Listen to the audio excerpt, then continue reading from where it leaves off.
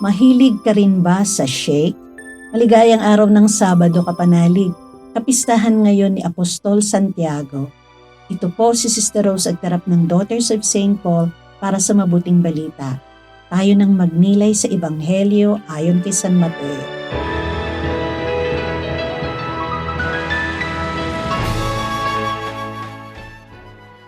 Lumapit kay Jesus ang ina ni Jaime at Juan kasama ang dalawa niyang anak at lumuhod sa harap niya para makiusap. Tinanong siya ni Jesus, "Ano ang ibig mo?" At sumagot siya, "Narito ang dalawa kong anak. Iutos mong maupo ang isa sa iyong kanan at ang isa naman sa iyong kaliwa sa iyong kaharian." Sinabi ni Jesus sa magkapatid, "Hindi niyo nalalaman ang inyong hinihingi. Maiinom niyo ba ang kalis na iinumin ko?" Sumagot sila. Kaya namin. Sumagot si Jesus, "Totoong iinom din kayo sa aking kalis, ngunit wala sa akin ang pagpapaupo sa aking kanan o kaliwa. Para yon sa mga hinirang ng Ama." Nang marinig ito ng 10, nagalit sila sa magkapatid, kaya tinawag sila ni Jesus at sinabi, "Alam niyo na sinusupil ng mga naghahari ang kanilang mga bansa at inaapi ng mga nasa kapangyarihan. Hindi naman ganito sa inyo. Ang may gustong maging dakila, siya ang maging lingkod ninyo. Ang may gustong mauna sa inyo, siya ang maging alipin ninyo. Gayon din naman, dumating ang Anak ng Tao, hindi para paglingkuran, kundi para maglingkod at ibigay ang kanyang buhay bilang pagtubos sa marami."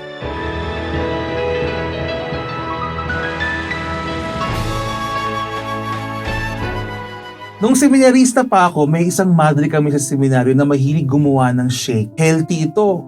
Magandang inumin para sa kalusugan. Ang problema, iisa lang ang ingredient nito. Ampalaya. Yung bunga, pati na yung dahon. At ang madre namin ito para bang personal niyang misyon sa buhay na mapainom ang kanyang shake sa lahat sa amin. Hindi niya kami tatantanan hanggat hindi nauubos ang laman ng kanyang pitchel. Nakakatawang alaala po yun. Pero sa aking pagbabalik tanaw, sobrang akma. Dahil kasi sa inumin na iyon, parang higit akong naihanda sa buhay pari.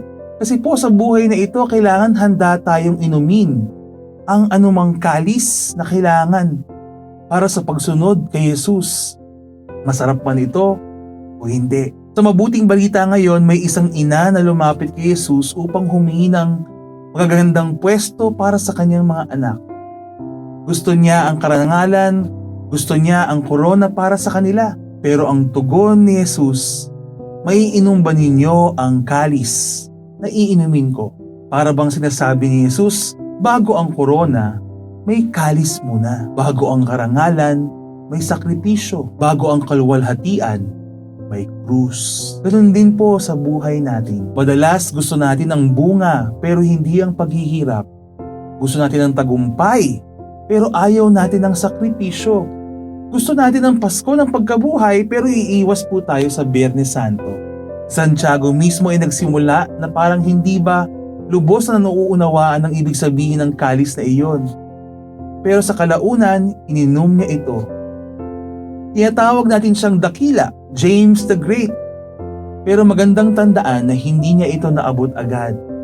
Pinaghirapan niya ito. Naging tapat siya kay Jesus at sa kalaunan naging handa siya para inumin ang inihanda para sa kanyang kadakilaan. Hindi lahat ng kalis sa buhay ay masarap. May mga kalis ng paghihintay, pagkabigo, pagpapatawad at pagtitiis. At mahirap man itong tanggapin, tandaan natin na kailangan lang nating manatiling tapat sa pagsunod natin kay Jesus, na matyaga tayong tuturuan, gagabayan at ihahanda para magawa nating tahakin ang kanyang daan at maabot ang kalangitan. Manalangin po tayo. Panginoong Jesus, hindi namin laging mauunawaan ang kalis na aming iinumin. Ngunit tulad ni Santiago, turuan mo kaming manatiling tapat at sumunod sa iyo hanggang wakas. Mga kapanalig, maraming salamat po sa inyong suporta sa aming misyon, lalong-lalo na sa aming mga donors at sponsors.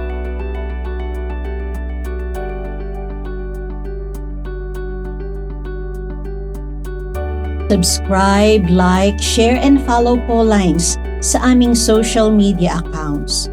Patuloy po kaming humihingi ng inyong tulong upang maipagpatuloy ang programang ito. Maaari po ninyong ipadala ang inyong love offerings at donasyon sa aming donations channels. Ipadala po ninyo ang inyong mga intensyon at kahilingan at makakaasa kayo na isasama namin kayong lagi sa aming panalangin araw-araw. Ito pong muli si Sister Rose na nag-aanyaya sa inyong manalangin kay San Benito.